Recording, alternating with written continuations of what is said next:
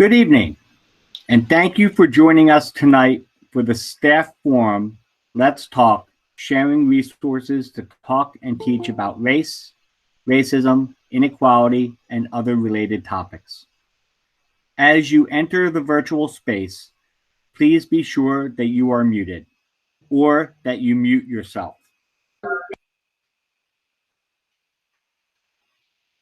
As this will reduce background noise and limit distractions. This event is also being recorded for those who are unable to attend this meeting. It'll be posted on the district website, and all staff will receive an email with a direct link to this presentation for the embedded links to be accessible.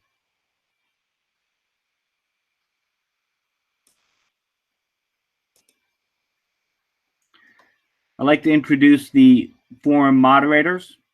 I am Scott Kircher, the K-12 Supervisor for Social Studies, World Language, and ESL, and I'm joined by a tremendous panel of school leaders and professionals to moderate tonight's forum.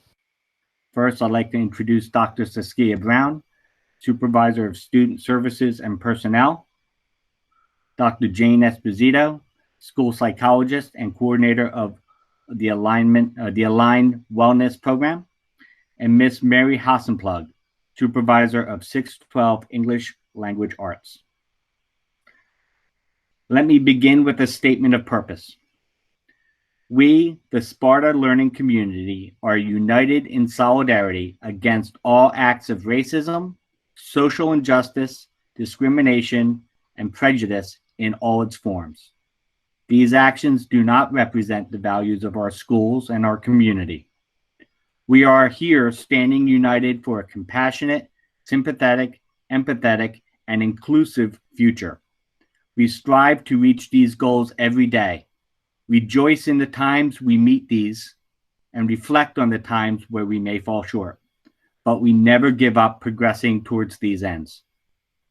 Responding to social injustice is not a political or partisan position. It is a human rights position. This forum is not designed to share personal or political beliefs. This event is intended to be a platform to share our commonly held beliefs that every individual has value and everyone has the right to equal treatment within our social and democratic institutions, and that our school communities are training grounds for citizenship and should be welcoming to all. This forum is also not designed to address specific needs, but rather to serve as an introduction to what will be an ongoing conversation within the district. So if you have a specific classroom concern or experience, please feel free to reach out to one of the moderators after the forum.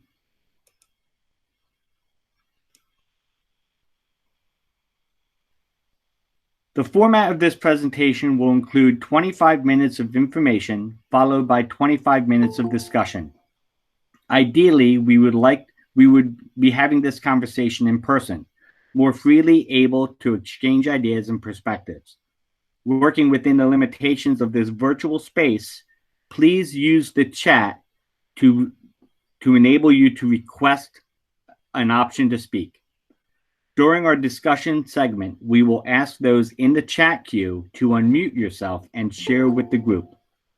So the chat will only be used tonight to be able to share that you want to speak. When sharing, please be mindful and respectful of others by keeping your statements concise and focused. Try to keep statements to 3 minutes, as many others will want to speak and participate. If we do not get to everyone who wants to speak today, please know that our moderators will be available to handle any questions by email. I'd like to introduce Mary Hassenplug to discuss our forum objectives.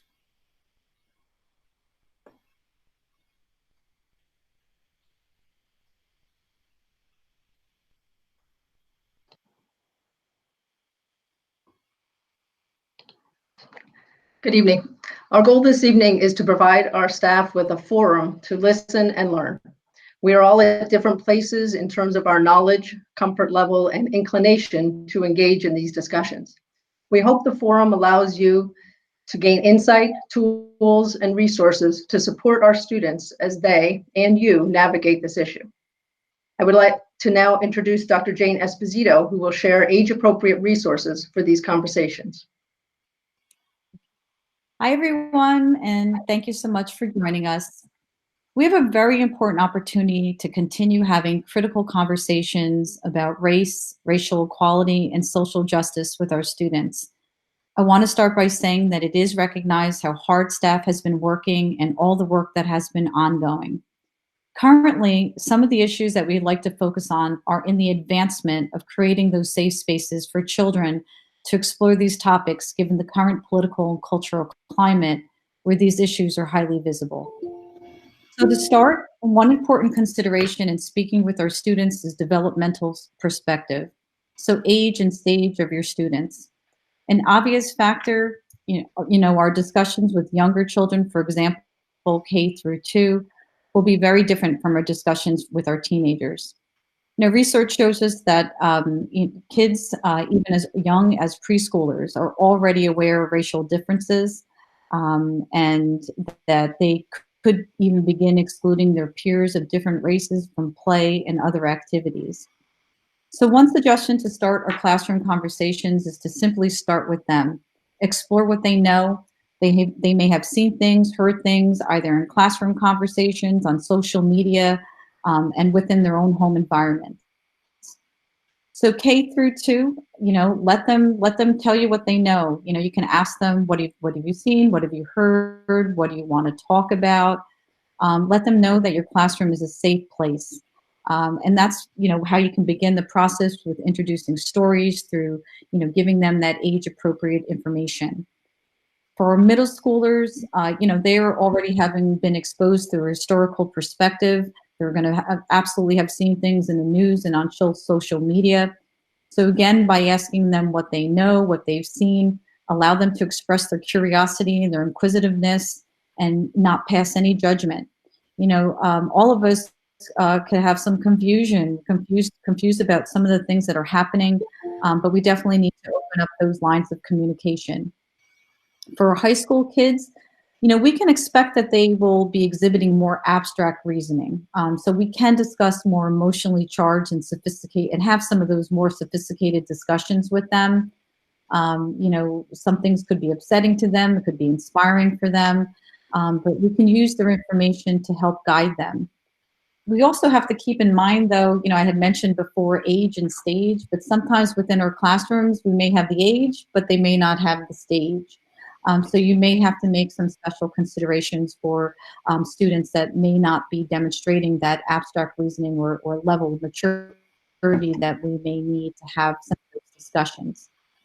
We also have to remember that they may be getting their information coming in from all different sources. While it is important to allow them to express their thoughts, we do have to sift through some things that might be increasing the risk of, getting incorrect facts. Two other important things that I just want to mention for staff, for ourselves, is one very important thing. We have to assess our own comfort level. Having this discussion even today with friends and colleagues, are we comfortable ourselves in talking about race and racism? This is a time that, some of us, we may avoid those conversations because we're afraid that it's going to lead to conflict. Talking about race and racism calls for skills, and sometimes we have to assess as whether or not we possess those skills or not, right? We may have a fear of misspeaking. I know myself, just admittedly, you want to make sure that we're not saying something incorrectly. We may be afraid to unintentionally do harm. So part of getting students, ready to talk about race and racism is to first deal with our own fears. I would like to recommend that, you could just do a simple self-assessment. You could just literally ask yourself, am I ready to talk about race and racism, or am I avoiding it? Am I usually comfortable in talking about it, or am I not comfortable in talking about it? But either way, if you don't feel, or you feel ill-prepared to talk about it, definitely reach out and ask for some support. The other facet that I want to mention to you is, addressing how to share information with parents and how to respond to them. I think that we all in education, it's not just the students that we have relationships with, but we have relationships with their parents. So while we come across, many different viewpoints as educators, sometimes it's a little difficult to share exactly what our experiences in our classrooms are. But I think if we all remember that the basic tenet or goal that we're all working toward is to foster human equality and empathy for all, I think that should be helpful in working with our parents. So, please reach out if you need anything, and thank you for joining us tonight. Thank you. Some of the resources that we have available will help answer what Dr. Esposito has sort of laid a call to action for.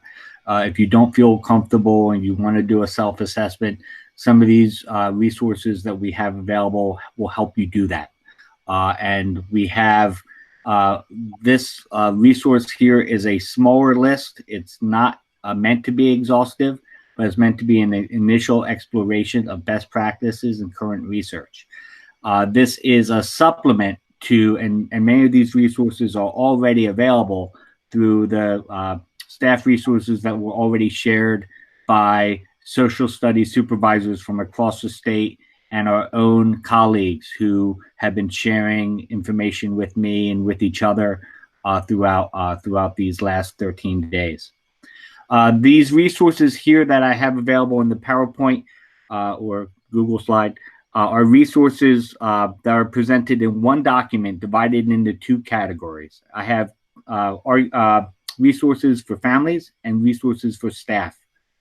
The goal is to provide easy reference as well as simple cross-reference. So literally, we will all be on the same page. So when you have the opportunity to click on this, we have for families at these grade bands. And I want to particularly pay attention to these resources here for staff, for K2, 3-5, and 6-12. And so there are a variety of resources, some infographics, some research, some on shared lesson plans like we have here, and literacy resources. We have this article here that really represents a good checklist on how to make these first steps. And again, you can look at all of these references as well. And when we get to the higher level, it becomes a little bit more nuanced. So I really recommend looking at this microaggressions information because that is something that we as teachers, as educators, we can look at immediately to look at how to make the classroom a much more comfortable space. All right. So these resources are there. I have currently 18 pages of resources from social studies supervisors from throughout the state. I think giving 18 pages of anything is probably a little bit too much at this point, but we've curated them to be about 3 pages for us. And we'll have, I'm working on more easy accessibility of these resources. But if you need anything, please just contact me, email me, and I'll get you as much information as I can. All right. After we have these resources, we really want to look at taking this moment and leading it to momentum. That it's not just going to be this conversation now, but it really is going to be sustained for change. So we'll talk about these bullet points as we go. So thanks, Scott. Just in terms of next steps, for those of you who are not aware, we do have a district culture and climate committee, Sparta C3. I am a little tapped out because I just facilitated the hour-and-a-half conversation with them about this topic. We are going to continue to engage in conversations around racial injustice. The C3 committee decided at tonight's meeting that our high school group, the Dreamers, will be our student advisory group, and we will also be initiating a small task force to look at some of the challenges within our community around that. In terms of role identification, our committee identified that our role would be to support our school district in creating a platform to really have open and honest communication. And then in terms of our actionable item, we will be the committee that will look to develop a needs assessment to help with action planning. So that's just a little bit about the C3. The link there to the website. For those of you who have not joined, we welcome members at any time. If you'd like to join, there is a link there that says join here. We do meet monthly. We've been doing some really good work since November. We've been talking about these issues in specific since then. And I think it's a really good time. And if you're interested in joining, we'll be more than happy to take any new members. So just a little bit about C3. I'd like to speak about the Sparta Diversity Council. Last June, we joined Keene University's Diversity Council, which is contains about 30 to 40 schools from around the state and New York City as well. And the Keene University provides leadership conferences and instructional materials and diversity materials and professional development materials for school districts within their group, their wider umbrella group. So last June, we joined it. And this year, working with 3 teachers, we've been investigating how this group and it can benefit the Sparta community. And so we've created the Sparta Diversity Council, which will be made up of student groups at the high school and the middle school, as well as a council or committee of members from each of the buildings and parents and students as well, as we consolidate and sort of become a clearinghouse for the diversity programs that we currently have and become a way to disseminate information from Keene University and opportunities from Keene University as well. So we have many plans for this. We're really in the infancy. This year was all about planning, and next year we're looking for volunteers from each building. We're looking for volunteers within the parent community as well to really help to facilitate the diversity that's currently going on and enhance the programs as we move forward. Okay, and I want to mention too that Sparta High School, we opened up the Align Wellness Center last fall. It is a therapeutic center, and our goal is to provide supportive services. Please, if anybody, we're still providing services, and our intention is to continue providing services even over the summer. So if there's any need for resources for social emotional learning, the mental health, trauma informed and restorative practices, please reach out. Again, it's we started off offering the services definitely for the students in the building, but we were definitely growing to offer services for staff also. But across the district, it's not just the high school that can access these services at this point. Please feel free to reach out anytime. You can reach me at align@sparta.org. Thank you. Okay, so now the question is now what? So we need to look and be aware that one informational meeting will not result in a staff ready to solve all society's problems or jump immediately into these difficult conversations. However, we do hope that you will invest time in the many resources that have been provided to you, both in this presentation and in district correspondences so far. But the district is committed to long-term ongoing professional development that is grade specific, ranging from webinars to workshops, to guest speakers, to trainers. So please be aware of that, be on the lookout for that information, and we hope that you will embrace that opportunity for professional development. Additionally, departments will continue to engage in curriculum review to ensure diversity and representation. Each discipline has a unique opportunity and responsibility to address race as it is manifested in their area. This includes text by and about people of color, the exploration of multicultural artists and musicians, scientists, mathematicians, and certainly civil discourse on our nation's history of race relations. So this review of our practices and materials is ongoing, and we look forward to continuing this important work. And so we'll also continue to create opportunities for this meaningful engagement. I think within the last couple of days, we have pulled together rather quickly just opportunities, whether it was the parent forums, the educator forum like this, and then also had some focused conversations with student groups at the high school. So we will continue to do that to make sure that we're creating a platform where our community feels like it's okay for us to share and learn and grow together. In addition, most recently, development today, I met with two of the leading researchers around racial trauma, and they have graciously agreed to host a panel discussion with me next week that will be open to the whole school community. So I will be sending out some information about that. My focus is for it to be geared towards students, but I hope that you guys will join into that conversation. So those are just some of the ways in terms of us continuously engaging and providing those opportunities for us to have the conversations that, yes, we know can be sometimes difficult, but necessary.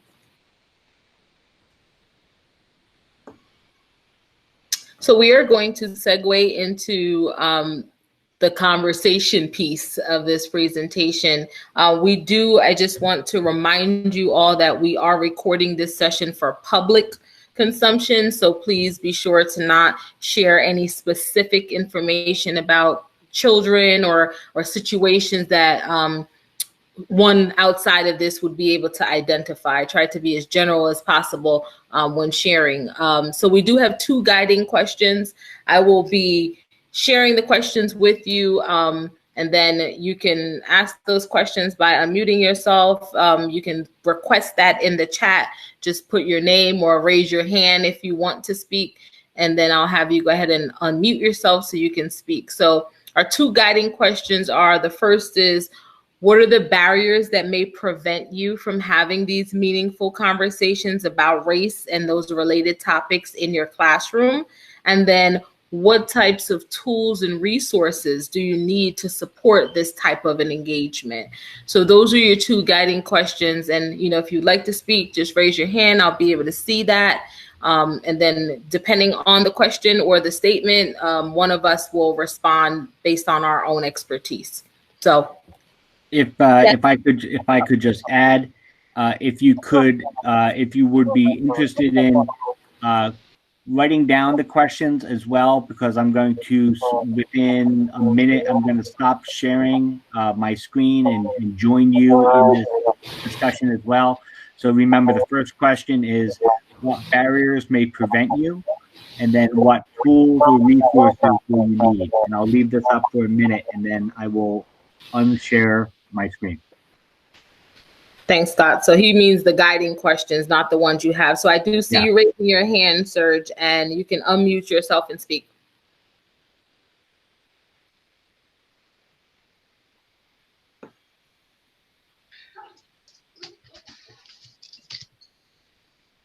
Yeah, and related to the barriers, can you hear me?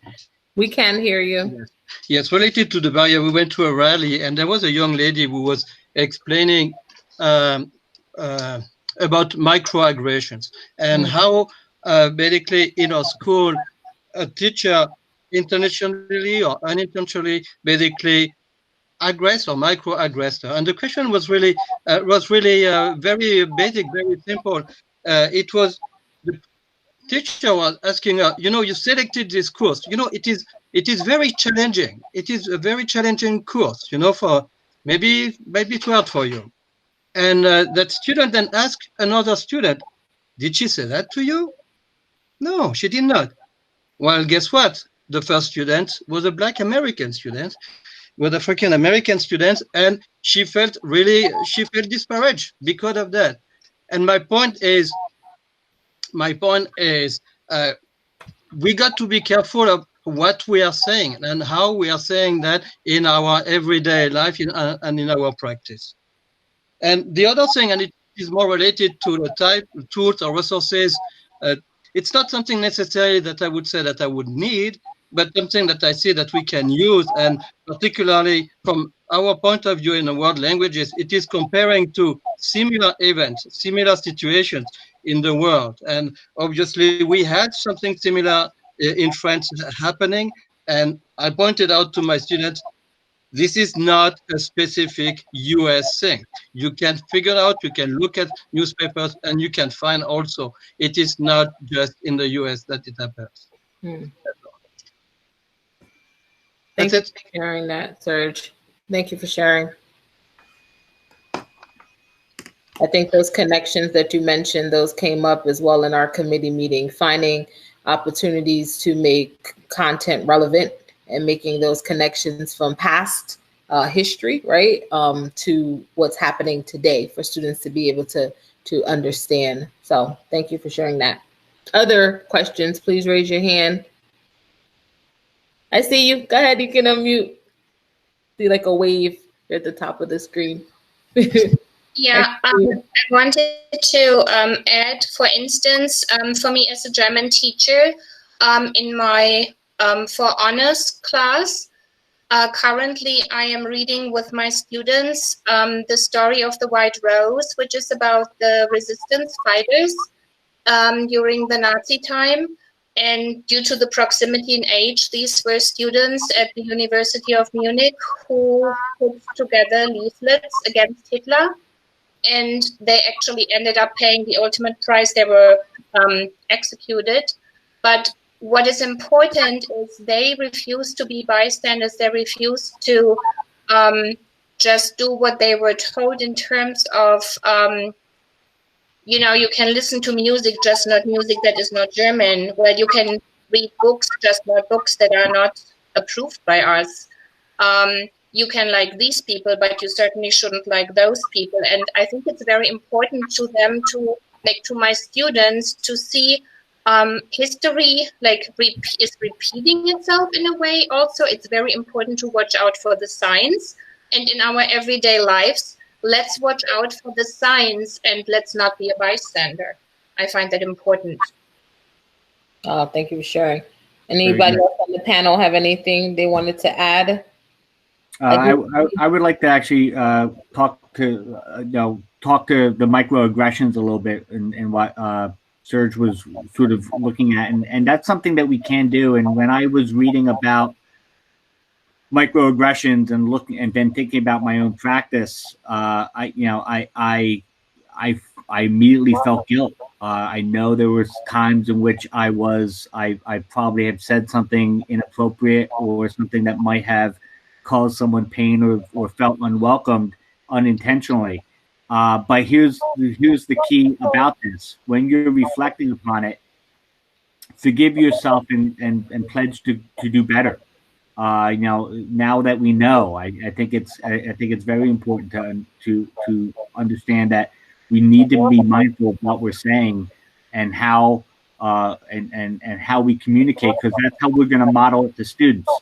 If a student picks up on a microaggression, then it could key to other students that it's okay to have those feelings or have those thoughts.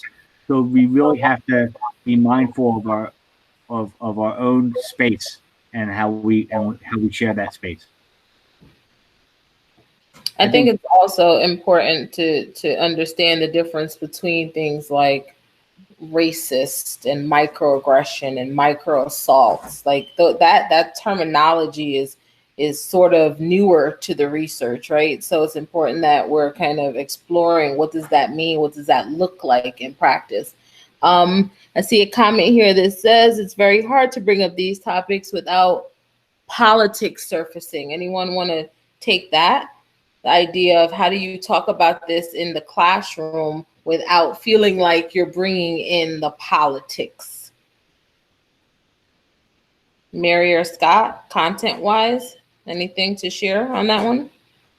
Yeah, I think, one of the things that I think the research or the articles and resources will talk about is that this is not a political issue. This is a human issue. This is an issue about the safety of the students in your classroom and about their well-being. And I think if we ground it in that sense of respect and empathy, that the politics kind of fall away, because what are the politics of treating the person sitting next to you appropriately? So I think that, again, it needs to be age appropriate, and it needs to reflect what is happening in that room at that time. But I think you need to step away from the big picture of the world issues to the issues of our students in our classrooms and how they are being treated by the people next to them. And to back up on that as well, everything, people will bring politics into everything. People will bring their personal opinions and their personal politics into lunch choices.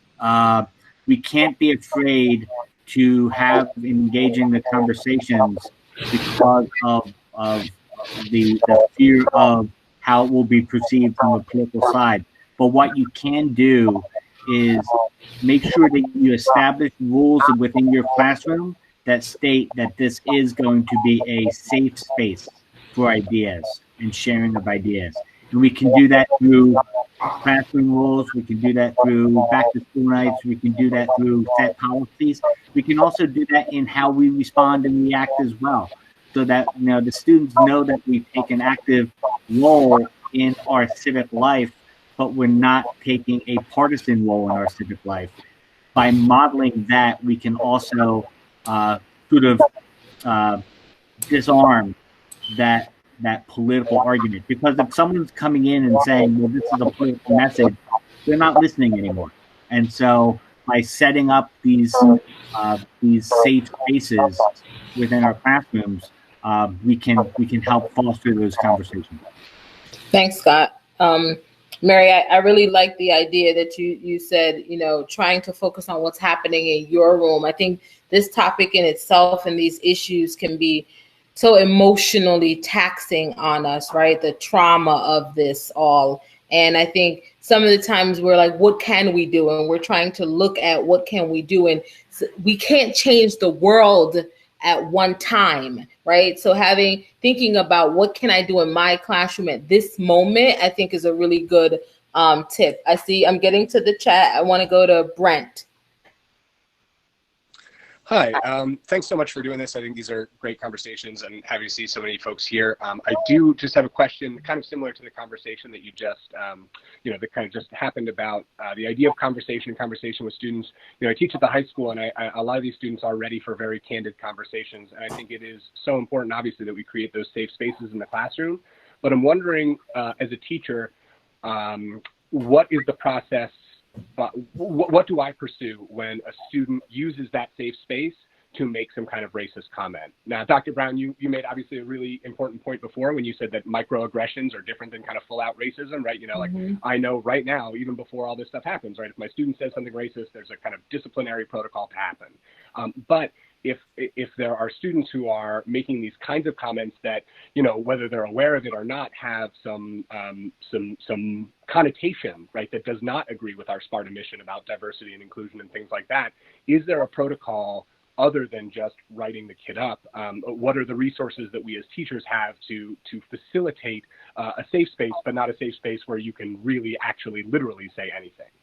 Yeah, Brent, that's a really good one. I mean, after just facilitating for those who were on our C3 meeting, right? Because when you do create a safe and open space, you leave that space open for everyone's voice. And sometimes it's about how do we kind of have the conversations. I know, Jane, I'm going to probably throw this one towards you in terms of the language, but I'm going to go back to the old school behavior method, just in terms of when we are correcting behavior, it's important for us to do that in a way that is more introvert than extra. So it's, not kind of calling kids out. I think, at the high school, you might be able to do a lot more of the having those conversations with students in a way that you don't have to be protective. But I think it's really difficult, especially if I am saying something that could be considered a micro assault or aggression on someone else, and I don't know that, and I get called out for it in front of everyone. That can be discouraging for that person to be able to ever engage again. So I think we have to be corrective, but we have to be careful that that doesn't place guilt on that person, right? It's about kind of giving them. So Jane, I don't know if you want to add anything to that piece. You know, Brent, wow, what a great question, because we were just talking about this. You know, we're talking about how, you know, you may, and it could likely happen, that you're going to have that kid say, you know, it's my First Amendment right to say that this is how I feel, or this is what my family feels. And, you know, I think it's very important to set up those expectations, you know, in your classroom right from the get-go. You know, this is a safe place in our classroom to talk about things, but we expect to be, you know, to have respect for each other. You know, obviously you're going to know if it's that one student who really just is just keep chopping away at the bit, and he may need to be, you know, he decided would not embarrass anyone, you know, because again, that has all the repercussions of other people then being afraid to say what they feel.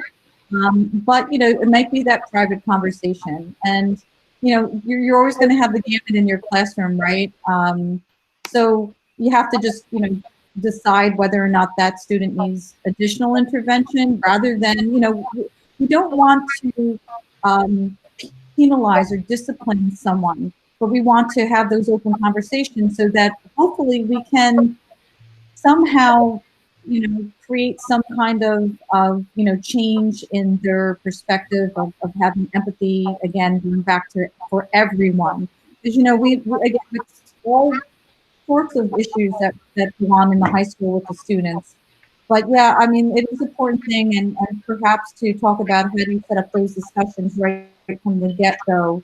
You know, these are things that we expect you to have that, you know, respect. You can say how you feel, as long as you're not offending someone. So, you know, I think that's a good way to start. And Brett, if I could add, I think establishing the ground rules, establishing areas where you end up and say, here's how we're going to respectfully respond to each other. We would hope that would influence better behavior. But if someone is going to their First Amendment rights, then it really is something a little bit to unpack what that right really is, and that right doesn't allow you to make people feel uncomfortable or threatened, or you do have, there are repercussions. You have the right to freedom of speech, but you also have the right to live with the consequences of that speech. And sometimes this can be a good learning experience for students as well. I've worked with various school districts about how to come up with a communication policy and to communicate that. And sometimes that goes right into the protocol that everyone accepts and understands as they're entering the civil space. And so it's almost as though you could create a social contract within your classroom that would really dissuade that. But you will have those students who are going to say this to get out of the room. And sometimes that's the objective too. I'm going to say this and get out of the room. And when you feel as though that is necessary, you can still do that, and responding to it effectively and actively is a lot better than if we let it go. You know. Thanks, Scott. So thanks, Brent, for that question. I think that what you all said is this idea of how do we hold individuals accountable, though, to the values that we set, right? So I want to get to some other comments and have people speak as well. Doug, thank you for sharing that information about the cult of pedagogy. Yes, Jennifer Gonzalez's work is really good, and she has a lot of stuff just about education, period. But I just actually had read this particular piece this morning. So thank you for sharing that. Angela, do you want to talk a little bit about this concept of white privilege, the misconstructed and the MH point? Well, it kind of just says it in the comment. The bottom line is this is a term that's becoming more popularized right now.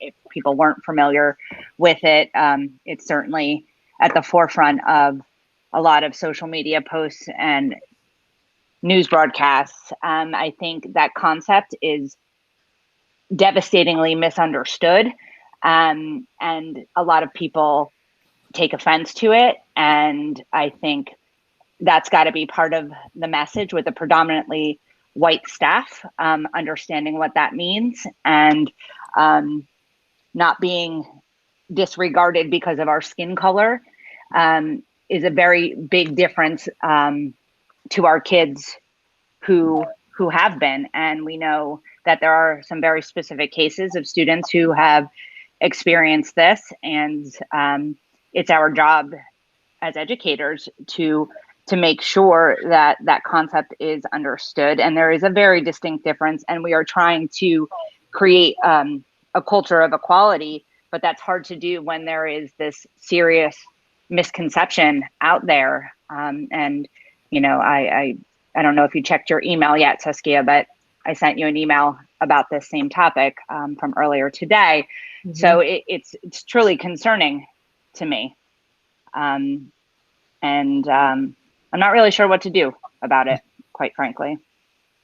I love that you said, Angela, the more we talk about it, right, is the more comfortable we become. I think that is true. Just this idea of even the more we hear it and the more we talk about it, right, hearing those different perspectives, I do believe that it's in that uncomfortable space that change happens. Like if we're thinking about instructionally, we talk about that zone of proximal development, right, where that space where the learning happens. So it is in that talking that I genuinely feel that it's in the talking space that this happens, for us to become more comfortable around that. Any thoughts from Jane or Mary? Let's hear from you. I mean, you kind of took the words out of my mouth, but the idea of having those conversations and you know, it's a lot about student readiness. You know, when are they ready to understand these concepts? White privilege is interesting, and one of the resources that we added is the Peggy McIntosh article on unpacking the knapsack, which I think is really important. And just getting people to think about situations in their lives and how their race has impacted their ability or inability to do things. But I think that when we're having these conversations, we know that students are going to be uncomfortable. That's a given. And I've seen this in situations, you know, in the English class, you know, because it's a place of conversation, and where we have given students articles and asked them to explore this, and there's pushback. They're not ready, and they feel challenged, and they get defensive right away. But then 3 months later, they come back and say, "Thank you for that. You know, thank you for exposing me to that idea. Thank you for letting me think about it. It took some time to process." And I think that's that idea that this is not a hit and run thing, and that students are not necessarily able to embrace and swallow whatever it is that we're giving to them right away because we're passionate, we want to solve everything. We need to just, again, figure out where are they in their development and in their receptivity of these ideas, and go slowly. And like you said, it's a forever thing. It's a marathon. It's not a sprint. I mean, all these metaphors, you know, we need to allow them to process. And I think that's happening right now with the fact that they're home and watching these things on television and not being able to process it in class. I hate that we're missing this opportunity. But I think we're going to come back in September to students who have done far more processing than I know I did at 15, 16, 17. And so we have to figure out what that means. You know, so we have to you know, jump into this in September, ready to have the conversations because they are ready to have them with us. Right.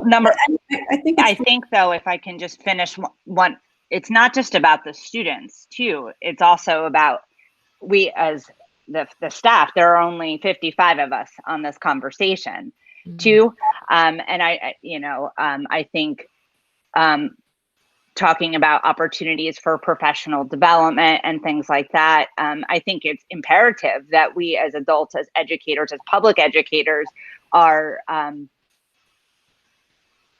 really working towards understanding this. Yes, this is not a very diverse town. I looked at some statistics, whatever they were, whatever the demographics were, it doesn't matter. But it may not be that way forever, but also we are preparing our kids for the future too. So it is our responsibility to not only learn our curriculum, but we have to be able to address these questions. It doesn't matter if you're an English teacher or a history teacher or a librarian, or, it doesn't matter. And so I think the adults in the equation really need to work together too, to be comfortable in these conversations in order to have these conversations with our students should they arise. Right, Angela, I agree with you 100%, Angela, and that's why, starting with that first question of asking ourselves, how comfortable are we? How many of us, I'm going to raise my hand, have to literally give it a thought before you speak so that you are not saying the right, you're not saying the wrong thing, and again, unintentionally hurting someone by it. So there's talk of professional development and definitely, starting those conversations about, how comfortable are we having all of these conversations, because we're the educators, right? We're the ones on that line who are going to be guiding the students, not passing judgment, not, helping foster questions and inquisitiveness, but hopefully guiding them in the right direction. And all of us have great intentions. We're human. We make mistakes, right?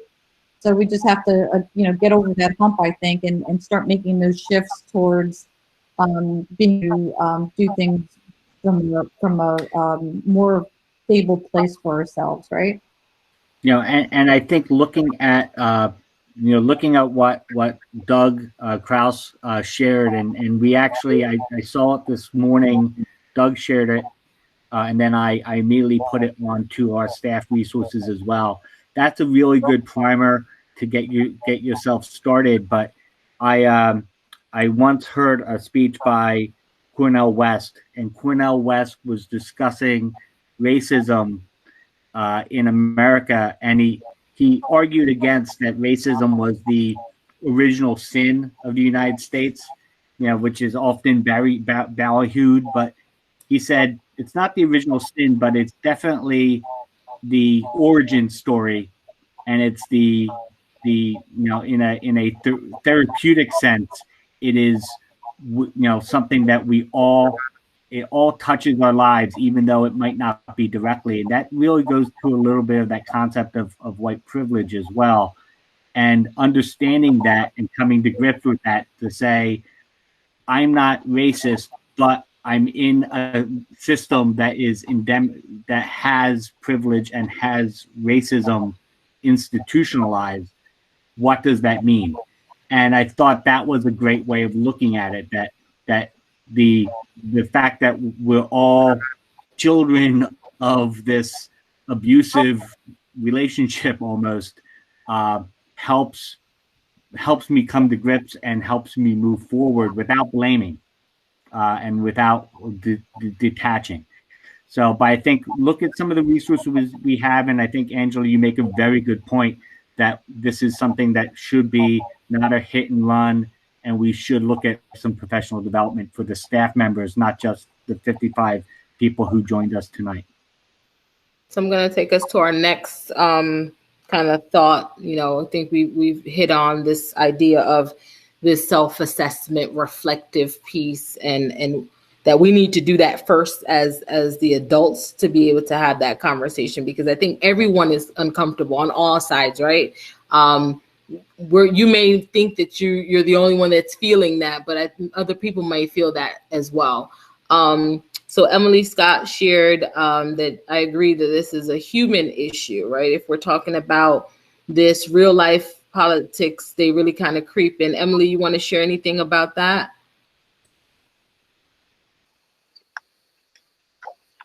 If no, not, just don't feel obligated to. Before, when we were talking about how we shouldn't try to let politics creep into it in the classroom, especially at the high school level, the kids who are interested, they know about politics, they know about the political parties and their affiliations and stuff like that.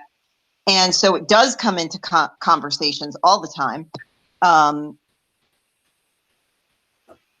And also, I think particularly with this specific issue, right? If we're looking at real events going down in different cities around the country, or even right here in our own state, the people on the bad side, right? The racist side, they are promoting a particular political agenda. They're promoting a particular political party, and they're promoting particular politicians who are running, right? So I don't know if everybody saw that at a protest the other day in South Jersey, there was a group of white anti-protesters there, basically mocking the murder of George Floyd. One of them, a corrections officer. So, and they, in the background of their disgusting display, they have Trump 2020 signs, keep America great and all that sort of stuff. So politics is going to come into the conversation. And I think that we as teachers have to have the training and be comfortable with navigating those conversations also, because you can't just shut them down and say, we're not going to talk about politics. Yeah, and that's a great point. We don't want to have politics dissuade us from having these conversations. And so, Emily, that's a great point to make. So I'll move on to the next piece. Oh, go ahead, Jane. No. I was just going to say, Emily, I think you're spot on, because it is, it's part of the discussion, right? At the end of the day, it's about human empathy for all, but the politics are going to be part of it. So I agree, having that, how does that get intertwined into everything? So, but thank you for that.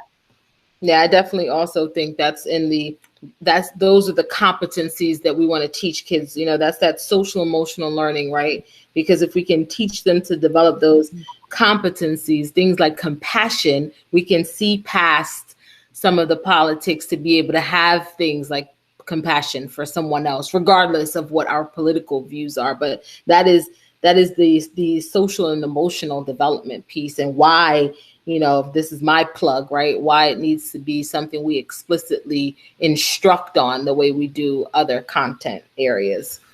Are there assemblies for September? I'm not sure. I'm sure the buildings will probably be looking at that. I know for myself, I can't wait until September. So next week will be a panel discussion because we have to continue to have these conversations. So I am sure, though, that at the building levels, those teams are going to get together and really be looking at what we present for September.